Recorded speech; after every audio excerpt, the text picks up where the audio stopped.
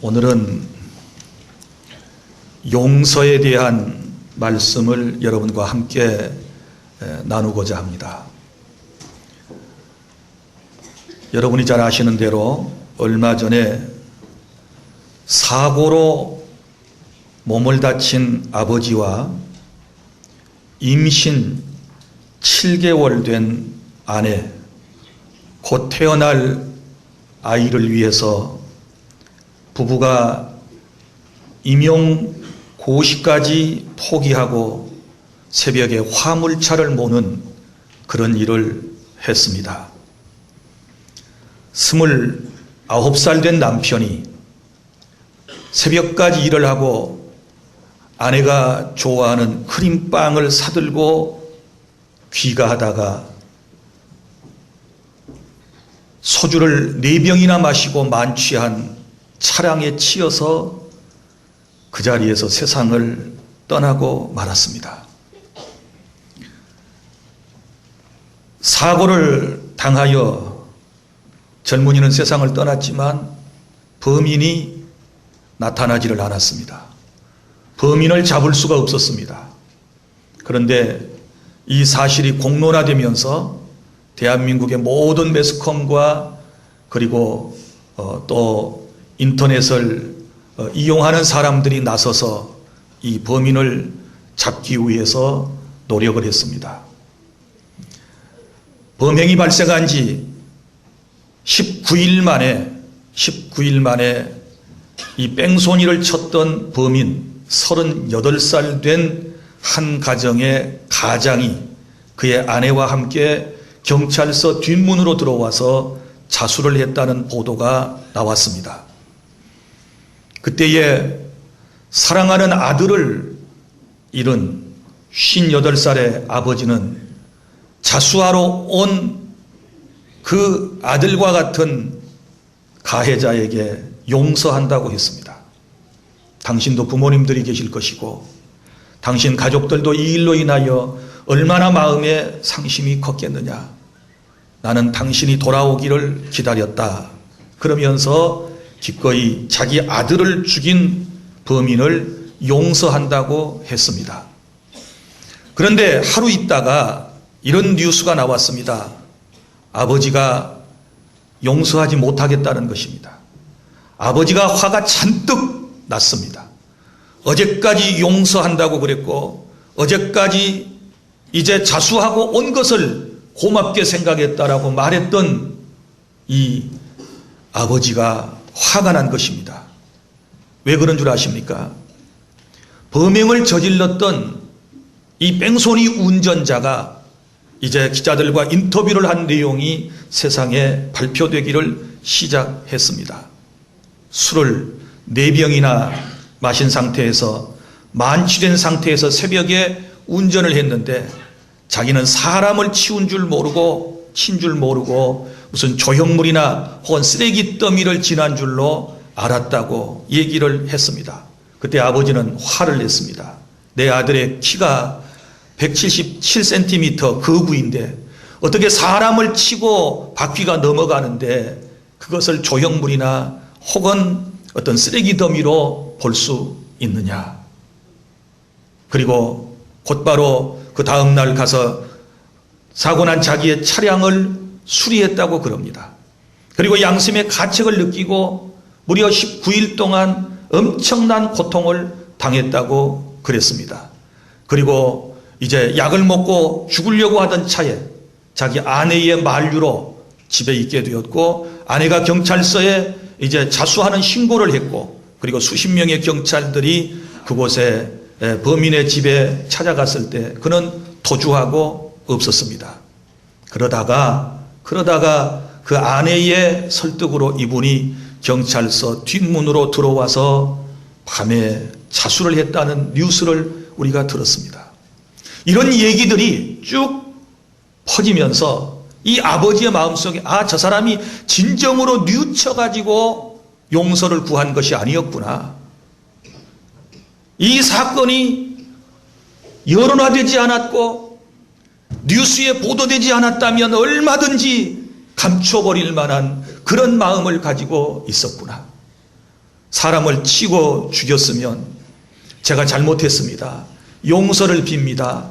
죽을 죄를 졌습니다. 이 말 한마디면 끝날 것을 그렇게 말하지 못하고 만취 상태에서 사람을 친 줄을 몰랐다고 했을 때에 용서했던 그의 마음속에 분노가 치솟아 오르게 되었던 것입니다. 사랑하는 여러분, 용서 쉬운 것 같지만 아주 어려운 것입니다. 사람들이 이렇게 말합니다. 당신은 예수님을 믿는 사람이니까 용서하십시오. 당신은 기도하는 사람이니까 용서하십시오.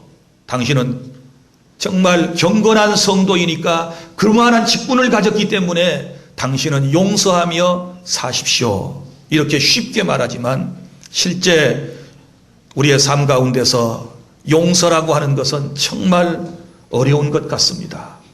여러분, 가해자가 피해자에게 자기 자신의 잘못을 솔직히 인정하는 모습은 우리 사회에서 흔치 않습니다. 사과한다고 말하면서도 자기 내면을 드러내지 아니하고 그냥 거칠애로 사과합니다. 잘못됐습니다. 용서를 구합니다. 라고 말하는 이런 세상 속에 우리가 살아가고 있습니다. 또한 가해자가 권력자이거나 강자인 경우에는 더더욱 그런 것을 볼 수 있고, 그리고 피해자가 가해자를 용서해 주는 일은 더더욱 드문 일이라고 생각을 합니다. 사랑하는 여러분, 오늘 저와 여러분은 모두가 다 마음속에 누군가를 용서해야 할 입장에 있으리라고 생각을 합니다. 마음속에 다 원한이 있고 맺힌 것이 있고 내게 상처를 준 사람이 있고 내게 아픔을 준 사람이 있고 내 삶에 눈물을 쏟게 한 사람들이 있다라고 봅니다.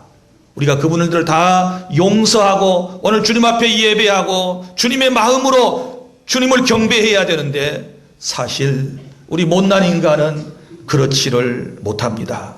사랑하는 여러분, 오늘 요셉이라고 하는 사람을 통해서 우리가 용서하는 마음은 도대체 어디서부터 오는 것일까? 어떻게 내게 죄 지은 사람을, 나에게 해를 끼친 사람을 용서할 수 있을 것인가? 요셉을 통해서 우리가 주님의 음성을 듣기를 원합니다. 요셉은 어렸을 때 하나님께서 보여주신 꿈을 꾸었습니다. 자기 자신이 만들어낸 거 아닙니다. 자기 자신이 생각해낸 것 아닙니다. 하나님께서 일방적으로 요셉에게 두 가지 꿈을 보여주셨습니다. 하나는 하늘의 일월 성신이 요셉을 향하여 절하는 꿈과 하나는 너른 들판의 모든 볕 집단들이 요셉을 향하여 절하는 두 개의 꿈을 하나님께서 요셉에게 보여주셨던 것이지요. 요셉은 그 꿈을 꾸고 나서 마음속에 확신을 얻었습니다. 그래, 나는 언젠가 리더가 될 거야. 나는 언젠가 많은 사람에게 추앙받고 존경받는 자리에 설 거야 라고 하는 이 꿈 하나를 마음속에 간직하며 요셉은 세상을 살아갑니다. 그런데 여러분이 잘 아시는 대로 요셉은 그 꿈 때문에 되려 어려움을 겪습니다. 그 꿈 때문에, 하나님이 보여주신 그 꿈 때문에, 마음속에 간직한 그 꿈 때문에 형제들에게 미움을 당합니다. 그리고 나중에 애굽의 종으로 팔려가지 않습니까?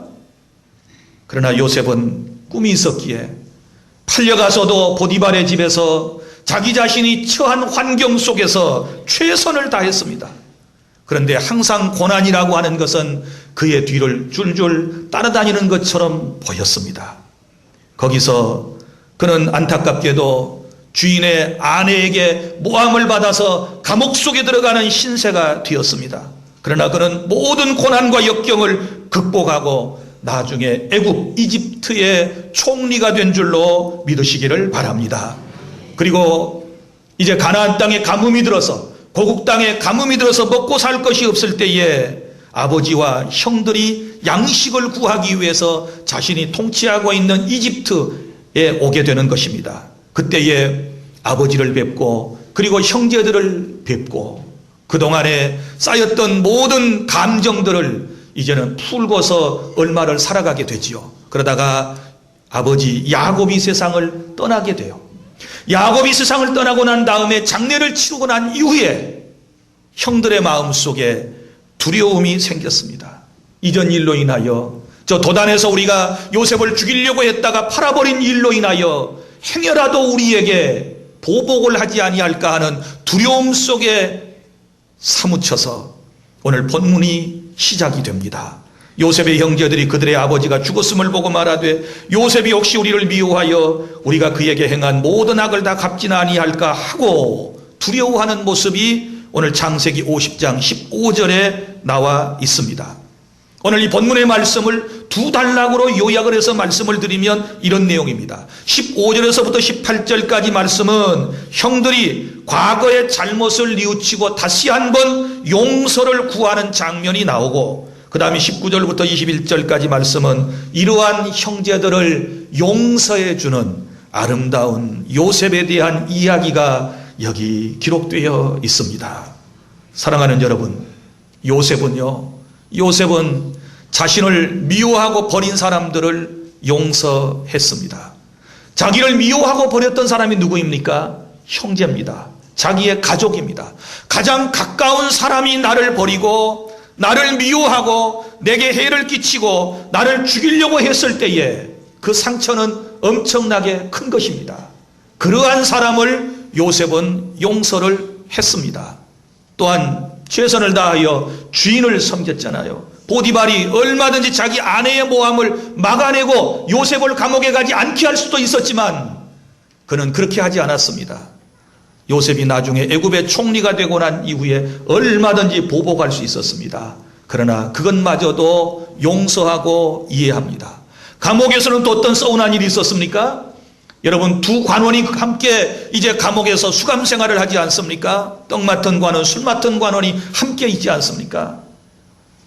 이제 요셉이 예언해 준 한 관원장은 요셉이 예언한 대로 나갔습니다. 나가면서 요셉이 그에게 한 말이 있습니다. 나는 여기 감옥에 들어올 만한 억울한 일을 행한 적이 없어. 나는 죄를 행한 일이 없어. 그러니 만일 당신이 감옥 밖을 나가거들랑 나의 이 억울함을 바로에게 얘기해서 내 억울함을 풀어주시고 나를 이 감옥에서 이끌어내 주십시오 라고 얘기했을 때 이 관원은 흔쾌하게 그렇게 하겠노라고 대답을 하고 먼저 나갔습니다. 그런데 안타깝게도 성경은 어떻게 기록되어 있습니까? 그 관원장은 요셉을 잊었더라. 그 관원장은 요셉을 잊어버려요. 그리고 요셉이 당했던 억울한 이야기를 왕에게 말해주지 않았어요. 그래서 요셉은 날마다 감옥에서 좋은 소식이 오기를 기다리는데 아무리 기다려도 좋은 소식이 오지 않았어요. 그리고 나중에서야 어떻게 해서 요셉이 감옥에서 나가게 되었을 때 그 의리를 지키지 아니한, 약속을 지키지 아니한 사람에게 보복할 수 있었지요. 책망할 수 있었지요. 그러나 그 사람까지도 요셉은 다 용서하고 포용하는 이런 모습을 볼 수 있지 않습니까?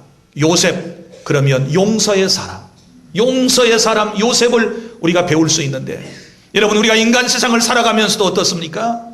남을 용서하지 못하고 마음속에 꼬만 생각을 가지고 남을 미워하고 남을 시기하고 질투하고 마음속에 좋지 않은 원한을 품고 살아가는 사람은 항상 그의 인격과 그의 삶과 그의 모든 것들이 너무나도 굉장히 날카롭지 않습니까?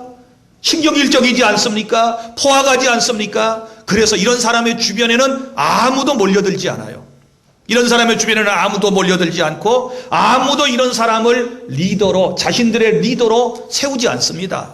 왜냐 그러면 원한이 가득 차 있고 인생이 아주 험한 과거를 가지고 그것을 해결하지 못한 채 마음의 쓴뿌리를 가지고 있는 사람을 누가 자기의 리더로 세우려고 그러겠습니까? 누가 존경하겠습니까? 아무도 그렇게 하지 않습니다.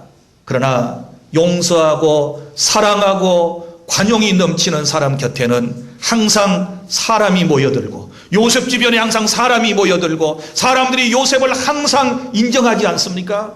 요셉은 종이에요. 그런데 보디발의 집에서 보디발이 그 가정의 총무로 세우지요. 감옥에 들어갔어요. 간수장이 그를 감옥의 총무로 세우지요. 여러분, 종으로 잡혀왔던 요셉이 나중에는 애굽의 총리가 되는 놀라운 은총을 입게 되는 것은 사랑의 사람, 관용의 사람, 용서의 사람에게 베풀어 주시는 하나님의 놀라운 은총인 줄로 믿으시기를 바랍니다. 믿습니까?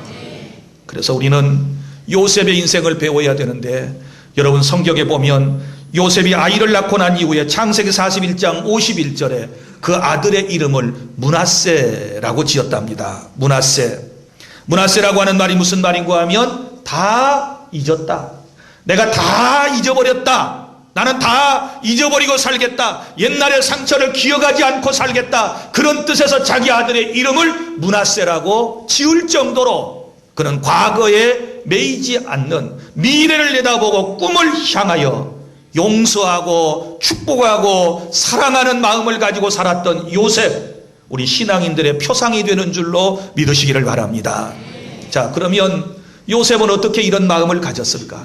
요셉은 이렇게 어떻게 자기를 버린 사람들, 자기에게 상처 준 사람들, 이런 사람들을 기꺼이 사랑할 수 있었을까? 용서할 수 있었을까? 나는 그렇게 살 수 없을까? 우리는 요셉처럼 그렇게 살아갈 수 없을까? 예배하면서 지금도 여전히 우리의 마음속에는 거칠의 용서는 됐지만 마음 중심으로부터 용서하지 못한 사람들이 있을 것이고, 내게 상처 준 사람들에 대하여, 나를 이렇게 힘들게 만든 사람들에 대하여, 내 눈에서 눈물을 뺏게 했던 사람들에 대하여 우리는 여전히 분한 감정을 품고 예배하고 있는 사람들이 우리 가운데 있는데, 어떻게 하면 우리가 이런 마음을 해소시킬 수 있을까요? 우리가 은혜의 세계에 들어가려면, 하나님의 은혜의 세계 속에 들어가려면 우리의 마음속에 이런 감정들이 먼저 해소되어야 되는데, 마음의 상처가 치유되어야 되는데, 내적 감정이 먼저 치유가 되어야 되는데, 이게 치유되지 않게 되면 우리는 여전히 거칠의 인생을 살 수밖에 없고, 우리의 마음속에는 진정한 평안이 임할 수가 없는 것입니다. 그러면 어떻게 이런 용서한 마음을 가질 수 있었을까? 두 가지를 말씀드리고자 하는데, 첫째는 겸손함이 있었기 때문입니다. 겸손. 오늘 19절 다 함께 읽어볼까요? 시작. 요셉이 그들에게 이르되 두려워하지 마소서, 내가 하나님을 대신하리이까. 아멘. 두려워하지 마십시오. 내가 하나님을 대신하오리까. 형님들에게 지금 한 말이에요. 형님들이 두려워할 때 두려워하지 마십시오. 내가 하나님을 대신할 수 있겠습니까? 이 말은 무슨 말일까요? 겸손한 말이지요. 정말 겸손한 말이에요.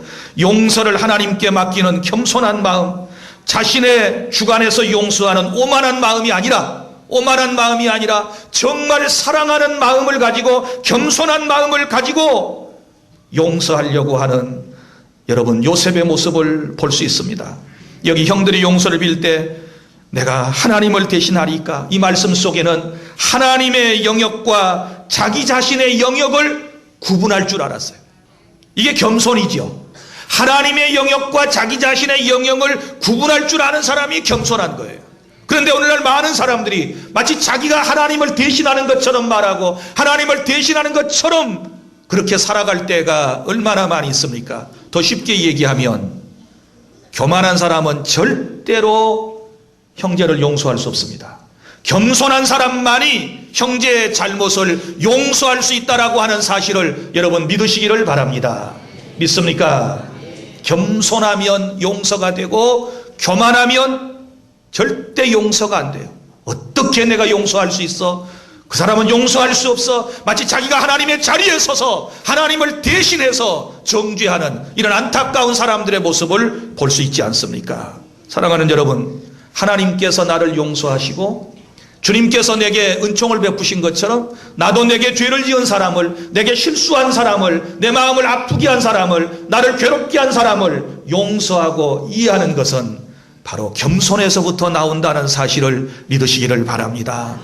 우리가 더 낮아져서 더 겸손하면 누구의 죄라도, 어떤 사람의 허물이라도 기꺼이 용서할 수 있는 줄 믿으시기를 바랍니다.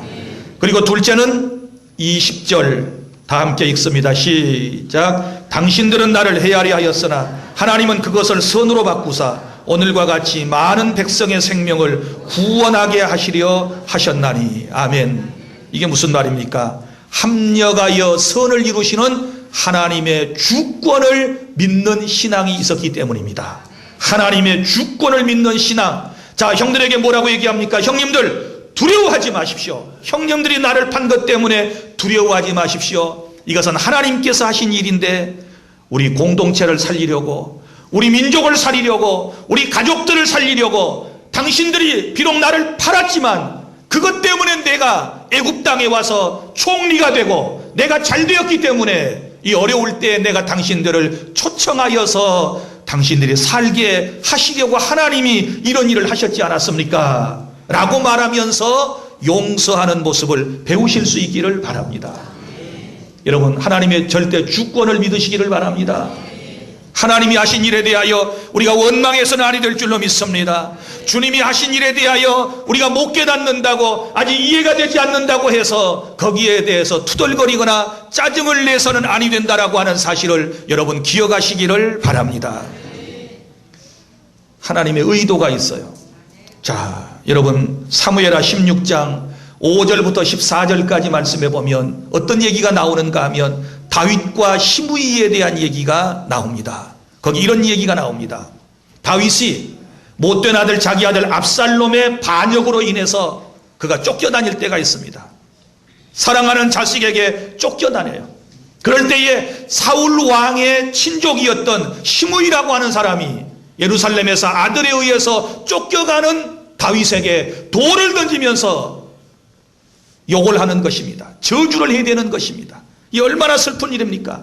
아들에게 쫓겨나는 것도 슬픈 일인데 저 하찮은 사울 왕가의 시므이라고 하는 사람에게 욕을 얻어먹고 쫓겨나니 너무너무 힘든 일이지요. 그때에 다윗의 신하였던 아비새가 저 녀석을 가서 죽여가지고 제가 목을 가져오겠습니다. 그럴 때에 다윗이 뭐라고 그런 줄 아십니까? 가만 놔둬라. 가만 놔둬라. 하나님께서 저 사람을 통하여 저 사람에게 명하여 내게 저주하심이 아니냐, 내게 말씀하심이 아니냐, 내가 난 아들도 나를 이렇게 죽이려고 하는데 하물며 저 사람일까 보냐, 죽이지 말아라, 이렇게 말해요. 그러면서 살려줘요. 참, 이게 절대 하나님의 주권을 믿는 신자가 가지는 마음인 줄로 믿으시기를 바랍니다. 그러다가 사무엘하 19장 16절부터 23절에 가면 이런 얘기가 나옵니다. 이제 압살롬의 반역 사건이 끝나고 다윗이 예루살렘으로 환궁을 하게 되지요. 그때에 환궁을 하게 되었을 때, 다시 이제 다윗의 명예가 회복되었을 때 가장 두려워하는 사람이 누구겠어요? 시므이죠. 시므이. 그런데 거기 말씀해 보면 시므이라고 하는 사람이 맨 먼저 뛰어나와 가지고 다윗에게 엎드려서 용서를 빕니다. 이전에 예루살렘에서 나오실 때 그 일로 인하여 노여워하지 마십시오. 나를 용서해 주십시오. 이렇게 얘기해요. 신하들이 볼 때 얼마나 얄미운 짓입니까? 언제는 욕하더니 이제는 살려달라고 그럽니다. 그때 또 신하들이 저 녀석 죽여야 된다고 그러니까 다윗이 하는 말, 그러지 말아라. 하나님께서 하신 일인데 어떻게 저 사람을 죽일 수 있느냐, 그러면서 살려주지요. 그러면서 왕이 시므이에게 뭐라고 얘기하는가 하면 네가 절대로 죽지 아니하리라, 내가 너를 절대로 죽이지 아니하리라, 이러면서 그를 용서하고 받아주는 다윗의 마음을 우리가 이해할 수 있어야 되는 줄로 믿으시기를 바랍니다. 용서라고 하는 것은 이런 것입니다. 용서라고 하는 것은 이런 거예요. 용서해 줄 수 없는 사람을 진정으로 용서해 주는 것, 이것이 바로 하나님의 절대 주권을 믿는 사람의 신앙관이다 라는 사실을 여러분 굳게 마음속에 믿으시기를 바랍니다. 누군가가 내 마음을 아프게 할 때 생각하면 괘씸하지요. 그러나 하나님께서 저 사람을 통해서 나를 깨닫게 해주시는구나. 자식이 부모의 눈물을 쏟게 하는 거 너무너무 고통스럽고 자식 때문에 마음 아파하는 것이 힘들고 어려운 일이지만 하나님께서 저 자식을 통해서 내 마음을 아프게 하시고 나를 깨우치게 하시고 나로 하여금 기도하게 하시고 나로 하여금 하나님 앞에 엎드리게 하신다고 생각하면 또 이해가 되는 것입니다. 사랑하는 여러분, 저 공중에 나는 새 한 마리가 땅에 떨어져 죽은 것도 하나님의 허락하심이 없이는 안 돼요. 우리는 분명히 기억해야 돼요. 세상에 우연이라고 하는 것은 없어요. 모든 사건을 하나님의 뜻에 의해서 일어나는 사건으로 우리가 인식하게 되었을 때 어떤 사람이라도 이해하고 용서할 수 있는 그런 마음을 갖게 되는 줄로 믿으시기를 바랍니다. 당신들은 나를 헤아려 하였으나 하나님은 그것을 선으로 바꾸사 오늘과 같이 많은 백성의 생명을 구원하시게 하려 하셨다. 이게 그냥 나온 말이 아닙니다. 형제들에게 하는 말 그냥 나온 말이 아니요, 이 말을 하기까지 요셉의 마음을 헤아려 보세요. 헤아려 보세요.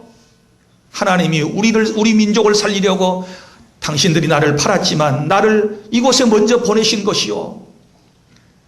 여러분, 내 삶에 일어나고 있는 일들을 잘 해석하는 것이 중요해요.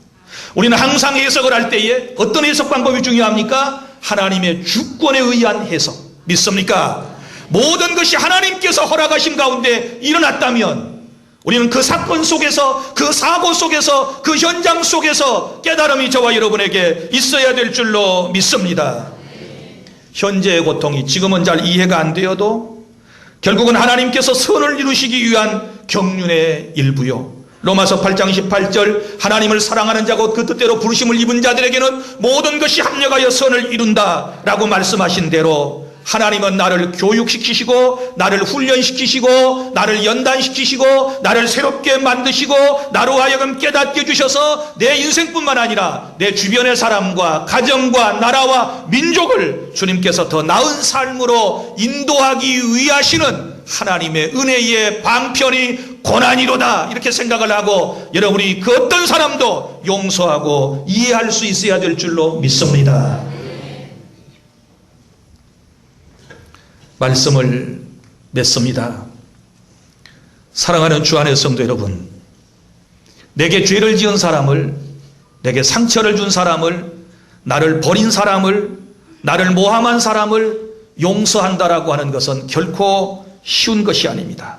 그리고 더더구나 상대방에게 진정성이 없는 용서를 구함을 받게 되었을 때 더 어려운 법입니다.